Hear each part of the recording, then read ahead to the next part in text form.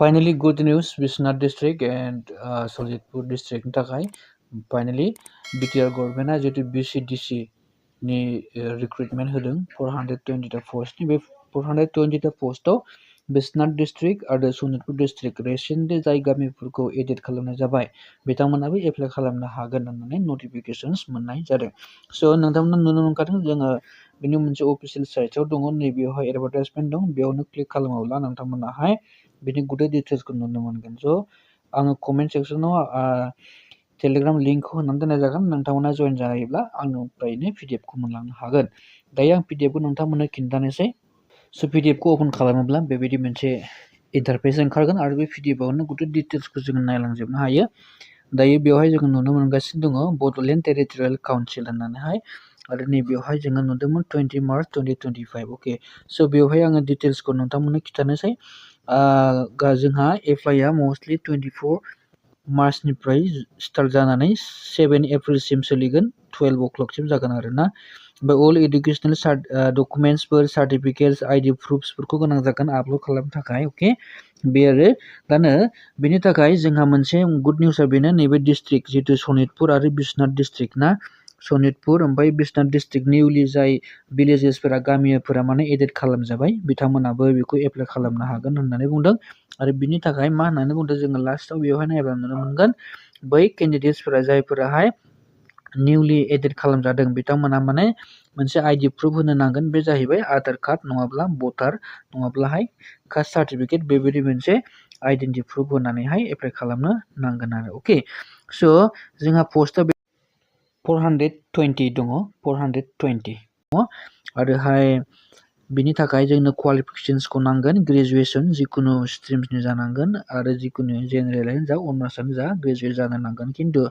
मोनसे प्लास माने मोनसे उइकनेसा बे जागोन जायफोरहा 6 मान्थसनि कम्पिउटार डिप्ल'मा दं बिसोरो हानाय नङा मानो होनोब्ला बेवहाय 1 इयारनिसो कम्पिउटार डिप्ल'मा बिनाय जादों बेनिखायनो नोंथांमोननियाव जुदि 1 इयारनि डिप्ल'मा दं कम्पिउटाराव लोगोसेनो ग्रेजुवेसन एनि डिसिप्लिननिफ्राय जायखिजाया स्ट्रिम्सआनो जाथों आर्टस जाथों साइन्स कमार्स आरो जेनेरेलानो जाथों बा अनार्सआनो जाथों नोंथांमोना हागोन आरो दा बैसोआ नोंथांनिया 18 बोसोरनिफ्राय लानानै 40 बोसोरसिमनि गेजेराव अके एप्लाइ खालामनो हायो आरो बेयो नोंनि मेट्रिकुलेसननि सार्टिफिकेटआव थानायखौ हमनाय जागोन आरो एप्लिकेसन होननानै बुङोब्लाहाय ओरैनोथ' जेनेरेल ओमफ्राय ओबिसि एमओबिसि खौ 300 होननानै बुंदों बेयाव खिन्थु बेवहाय एडिसनेल मोनसे प्लेटफर्म फि लानाय जागोन 50 होमबा बेखौ प्लास खालामोबा जोंनिया एराउन्ड 350 जागोन ओबिसि एमओबिसि आरो जेनेरेलनि थाखाय प्लास एससि आरो एसटि नोब्ला 200 एप्लिकेसन फिया खिन्थु एडिसनेल प्लेटफर्म फिखौ जुदि लायोब्ला 250 बेबायदि जागोन आरो दै एप्लिकेसन फिया दा बेखौ जों मायाव एप्लाइ खालामनांगोन बिनि अफिसियेल साइटआव थांगोन स' माबोरै एप्लाइ खालामो बेखौबो आङो नोंथांमोननो होगोन बेनिखायनो आंनि चेनेलखौ साबस्क्राइब खालामनानै लादो जाहाथे नोंसोरो मोनदांनो हायो अके स' बिनि थाखाय एप्लाइ खालामनायाव जोंहा 24निफ्राय जागोन होनखाबाय मार्चनिफ्राय एप्रिलनि 7 थारिखसिम दा बिनि थाखाय गुड डकुमेन्टसफोरखौ नोङो रेडि खालामनानै लानो नांगोन आरो नोंनियाहाय मोनसे एक्टिभ मबाइल नाम्बार ओमफ्राय इमेल आइडि थाथारनांगोन जेरावहाय अटिपिआ थांगोन आरो ओमफ्राय डेट आरो बेना रिटेन एग्जामनि थाखाय अफिसियेल नटिफिकेसन्सखौ बिसोरो गावसोरनि अफिसियेल साइटआवनो आपल'ड होनाय जागोन दा बिनि थाखाय डकुमेन्टसखौ आपल'ड खालामनोब्ला गासै इडुकेसनेल क्वालिफिकेसन्सनि सार्टिफिकेट मार्कशिट बेफोरखौ नांगोन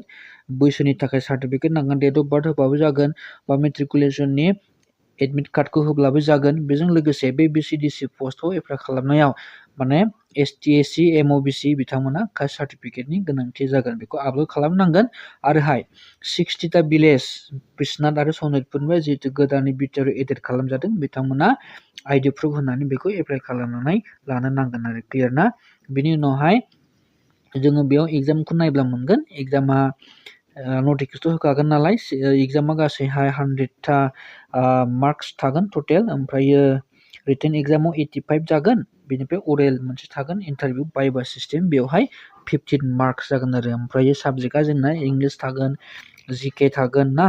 ओमफ्राय बेजों लोगोसे लजिकेल रिजनिं ओमफ्राय एप्टिटिउड एरिथमेटिक गतिके मथा मथि मोनब्रै साबजेक्ट जोङो बेवहाय थागोन आरो अके स' रेडि जादो जायफोरा एलिजिबोल दं खिन्थु सोरनाबा